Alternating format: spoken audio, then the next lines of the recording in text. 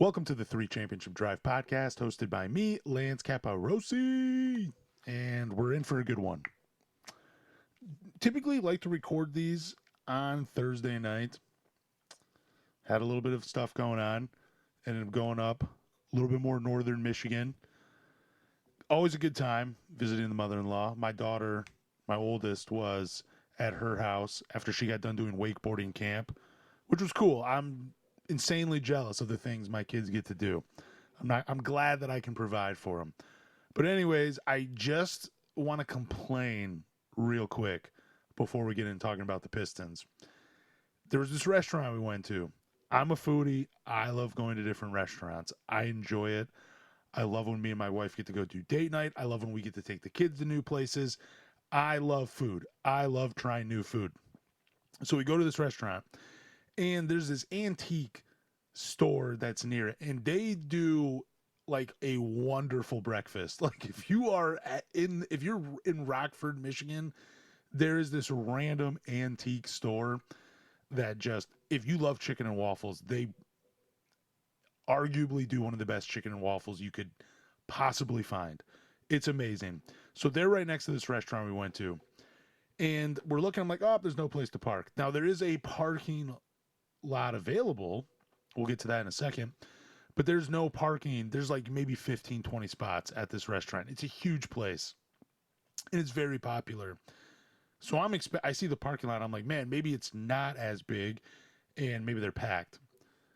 So we have to park in this one parking spot. It cost us $20 to park before we could walk in the restaurant.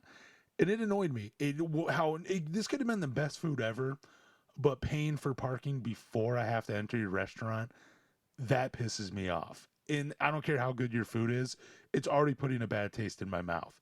And I am still, the whole day later, I'm still irritated about paying $20 for parking before we got to go into the restaurant. The restaurant wasn't even busy. But my thing is, if I have to pay $20 for 2-hour parking, you probably should have a rule up at your restaurant where you're in and out in about 90 minutes. Because there's no way I should have to pay for parking. And I am very privileged. I should not have to pay for parking to go into your restaurant. That is $20 I could have spent at your restaurant. But instead, I had to pay for parking. That should be illegal, in my opinion. I am coming to your establishment to pay for food. I'm going to pay you. That payment should include a parking spot that I shouldn't have to pay for. It's ridiculous. The pizza that I got, because they had sandwiches and pizza at this place, I thought it was more of a high-end restaurant. Basically, by the way it was described to me, I thought that's where we were going. But it was burgers and pizza, which is not bad, but just not what I expected. But the pizza, it said it was like brick oven, which is cool. I like that. I like a little thin crust from time to time. But it tasted like a frozen pizza. Like, I'm convinced that pizza that I paid for last night was a frozen pizza. I'm appalled. I'm disgusted. And I will never go back to that restaurant again. I'm so close to writing a review because I was so annoyed. I'm not even getting into the wait staff, and I won't because I'd rather just talk about the Pistons. But just know I was irritated at this restaurant in Rockford, Michigan, and I will never go back to it again. I refuse to pay for parking. That's ridiculous. Let's get into this. Cade Cunningham was very much involved in attempting to recruit players like Austin Reeves, Kevin Durant, Kawhi Leonard, and Kyrie Irving, according to Vince Goodwill. Now, I see this list of players. It gets me a little excited. I'm a little disappointed none of these guys actually came to Detroit. I'm not blaming Cade on any of this. I do wonder what kind of pull he actually has in the NBA when it comes to recruiting stars to Detroit. I don't know if he'll ever be able to successfully pull it off in Detroit. I love the city. We all know what it's like. We know stars don't want to come and play to Detroit. Signing superstars, all-stars in free agency, it's just not a thing the Pistons regularly do. That's why it's interesting that Cade's out in the trenches trying to recruit players. I wonder if he says, like, I wonder if this is just a list of names he was excited to play with, or if Cade Cunningham's like, these four guys, they just make sense to how I play basketball. And how they play basketball and how I play basketball, this is just perfect matrimony between the two. I wonder if that's what he's taking a look at, or if he's just like, I wonder why he went with like three older players though, in Kevin Durant, Kawhi Leonard, and Kyrie Irving. Like, I'm not knocking it, but I'm sure Cade knows the pros and cons to each player when they're up there in that age. But of these four players, who do you think would make the biggest impact on Detroit's championship chances out of Austin Reeves, Kevin Durant, Kawhi Leonard, and Kyrie Irving? If I were to order them, if I had to put them in order 1 through 4 and who I thought who increased the chances of Detroit competing for a championship, I would go Kawhi Leonard, Kevin Durant. I want to say Kyrie Irving number 3 if he's healthy, and then Austin Reeves. But I really think you could flip 3 and 4 just because Austin Reeves is younger, and I think they would probably provide the same impact. But I would say Kawhi Leonard because he gives you the best two-way impact. I think he increases your chances. We've seen him win a championship being there on a team just for a season. So it's definitely doable. I don't know if Detroit with Kawhi Leonard is a championship team, but I would rank him number 1 of these 4. Who increases your odds of actually competing for a championship? Kevin Durant would be number 2. Now, he's not a bad defender. He's just not the two-way player Kawhi Leonard is. But offensively, dude, he changes. He breaks the game for you. Him and Cade, that would be so much fun to watch. Kyrie Irving, he gives you everything you need in a secondary ball handler. Gives you creation. He can play off the ball. He can score. He can play make. He can bring the ball up. He allows Cade to play off the ball. It would be an interesting choice. Then Austin Reeves, he does the same thing. I think he does give you, he's probably right up there with Kevin Durant, where he probably gives you the best blend of on-off ball play with Cade Cunningham. Austin Reeves, just like Kyrie Irving, and really just like Kevin Durant, Kawhi Leonard, these are guys that you could sit Cade, and your offense isn't going to stall with these guys on the floor. They're going to continue to carry the load, and the offense isn't going to struggle as much like it has in the past few seasons since Cade has been in Detroit.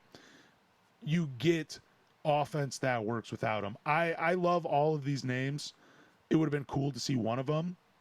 But if Cade keeps recruiting in Detroit, still can't land a star, is that a front office problem or a simple reality of the Detroit's market? I think it's more of Detroit's market than it is a front office problem. Like, you got to have, first and foremost, Trajan can be the greatest GM in the world. He could be very much like Sam Presti. You just got to get guys. But the thing is, players have to want to play for your team. You could be great at it. I mean, but if they don't like the market, if they don't like the city, it has nothing to do. You could be a great front office. It doesn't matter. It's all about the market. I don't think Detroit's a bad city. I think if I was a player, I would look at the fandom and I would see how much fans love their pro sports in Detroit, and it would get me excited. Like, I mean, I'm talking up Detroit a little bit, but it would get me excited as a athlete just to see how excited the fans got about the team. That would really be a big draw for me, and I'm sure it is for some players. I don't know, but I definitely think it has nothing to do with Cade. I do think players want to play with him. I mean, there was just a stat the other day posted where he averaged like 17 potential assists per game, which is just out of this world. We haven't had a player in the NBA average assists per game in the teens since like 1994 or 95 when I believe it was John Stockton was the last player to average his assists per game were in the teens. It would be cool to see that happen again. We had it with Isaiah Thomas. Maybe we get it with Cade. But I do think players look at Cade and say he would be a fun player to play with. He looks like he can make me better. And I think we could really win together in Detroit. So I don't think it's Cade. I don't think it's the front office. I just think the reality is it's the city of Detroit, and people just don't want to come to Detroit. I think some players still have it in their mind that Detroit is like some desolate town or something. It's a great city. Obviously, it's just like all cities. You have your goods and your bads. That's just what it is. You got some good places, you got some bad places, but it's a wonderful city and it's going to continue to be wonderful. So, again, I don't blame Cade. I don't blame the front office. I just blame the market that is Detroit. There's another piece of news that came out from Brett Siegel. The Pistons would loom large as a suitor for Kevin Durant if he were to ever want out of Houston, given his strong relationship with Cade Cunningham. Personally, I think it would be dumb of the Pistons not to pursue Kevin Durant. If you had to throw Ron Holland and Ibaka in it, that's fine, because I don't think either of those guys are going to play to a level that a Kevin Durant can do, even at his older age. It would be dumb of the Pistons not to pursue. He gives you damn near everything you are looking for in a running mate with Cade. He creates, he shoots, he can play off the ball, he can post up, he can drive to the hoop. He seems like he fits into almost any type of system that's being ran. Kevin Durant is the absolute perfect player to play alongside Cade Cunningham. I would be appalled if the Pistons, if this news were true, that they would seem like a more likely suitor if he became available and they didn't pursue it. It would just be crazy to me. Would Kevin Durant instantly make the Pistons championship contenders, or just a very good playoff team? I think even with the Eastern Conference kind of buffing up for this upcoming season, I think he really still adds championship contender to this team. I think this team, alongside with Cade Cunningham and Asar Thompson, I know we still got information out there about, we're still waiting to hear the news about Jalen Duren, but I think overall this is a very good team. You've added more shooting. I think the depth is better than it was last year. You still got some young pieces. You got all of your first round picks that you can still trade. This is a perfect situation to bring in someone like Kevin Durant and then maybe even add a few more pieces around the trade deadline. I think Kevin Durant instantly makes the Pistons at least Eastern Conference contenders. I wouldn't just say a very good playoff team. I think with Kevin Durant, if you don't change anything else other than maybe a few, you probably have to give up at least 2 rotation pieces for Kevin Durant. I really honestly don't know what Houston would want for Kevin Durant in a trade, but I think bringing him in, you're looking at a deep playoff run, potentially making the NBA Finals. I definitely think he increases the odds. It's just, it would, like I said earlier, it would just be a match made in basketball heaven. If Kevin Durant asked out tomorrow, should the Pistons go all in or stay patient with their young core? I know us fans we're on each side of the line. Some of us want to see if the young core can do it, if they can actually develop and they can win. And then there are some fans like me that are just like, look, championship windows, they don't stay open for a long time. It's fun to believe in the young core, but when you have a Hall of Famer that's still playing at an incredibly high level that shores up a ton of weaknesses on this team, I think you have to go all in. I think if a Kevin Durant becomes available, you have to go in. Multiple first-round picks, multiple young pieces, even if that means you got to trade Duncan Robinson and as one of the features for it all. I say that's what you do to bring in Kevin Durant. At his age still, he's playing at too high of a level for the Pistons to pass up on him. It would be criminal for the Pistons to ignore Kevin Durant if he is willing to come to Detroit. Like I said earlier at the top of the pod, Detroit's market, it has never been a place where superstars come willingly. Pistons have always executed smart trades, and that's how they build their teams. Smart trades. That's how they build their championship teams. And that's what you got to continue to do. Bringing in Kevin Durant would be a smart trade. I'm not saying it's an instant championship, but he definitely increases the odds for the Pistons to compete for one. So we got a little more news. This one's about Zach LaVine. So Zach LaVine was not promised a role with the Kings and could be bought out before the season starts. If Zach LaVine is brought out and he is willing to come to Detroit on a minimum deal, that would be idiotic for the Pistons not to pursue it. I know people have their qualms about Zach LaVine. People complain about his game. You'll hear constantly, he's not efficient. He doesn't play winning basketball. Well, he is efficient. He's been very efficient in his career. You're right. He doesn't play winning basketball, but that just tells me that he's not a franchise player. He's not a player that you build around, but that doesn't mean he can't be a piece of a winning team. I think if you bring in, like Zach LaVine, one of his best years was playing with Lonzo Ball, who is a great table setter. Who else is a great table setter? Cade Cunningham. I do think guards like Zach LaVine, they do flourish with a guard that is goal is to set them up and put them in a position where they can succeed. That is what Cade does. That is what Lonzo Ball did. I think Zach LaVine would greatly benefit from playing like with a guard like Cade Cunningham. He gives a shot creation. He gives a shot making. He can be a catch and shoot shooter. He can get you a bucket late in the shot clock. He's not a great passer, but he can fill a need. But like the most important part is when Cade sits on the bench, we've all seen this. We've seen how the Pistons struggle on offense when Cade is now out on the floor. When he's sitting on the bench, the Pistons struggle. It is hard to watch sometimes. There are plenty of times when Cade goes to the bench, I have the remote in my hand, and I'm like, do I just change it for like a minute or two and then come back and see if he's out on the floor? That's what goes through my head.